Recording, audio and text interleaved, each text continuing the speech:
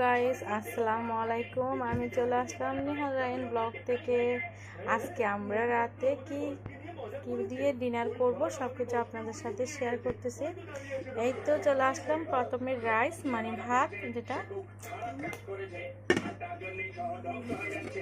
সাথে হলো আমাদের বাঙালি সবচেয়ে প্রিয় খাবার ডাল। আমি ডাল রান্না করতেছি, দেখতেছি গরম ভাতের জন্য, দেখা যাচ্ছে কিনা বুঝলাম না। ডাল রান্না করেছি,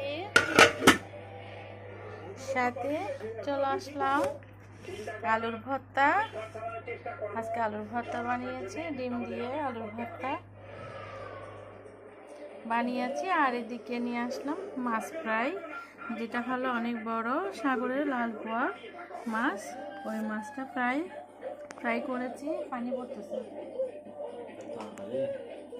মাছ ফ্রাই, তারপরে ডিম আলু দিয়ে আলুর ভর্তাকে ডিম দিয়ে চপ করেছি। এগুলোর সাথে ডাল দিয়ে খাবারটা কেমন হবে সেটা এখনো আপনারা ভালো করে বুঝতে পারছেন। এই তো আমি এখন আপনাদের ভাইয়াকে ভাত দিয়ে দিচ্ছি। এই তো ভাত,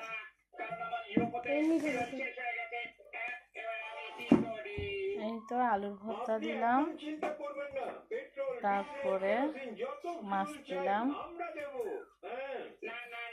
খাবে, সাথে ডাল হবে, অনেক টেস্ট হবে। এই তো ডাল দিয়ে আলুর ভর্তা দিয়ে খাবারটা অনেক টেস্ট হয়েছে।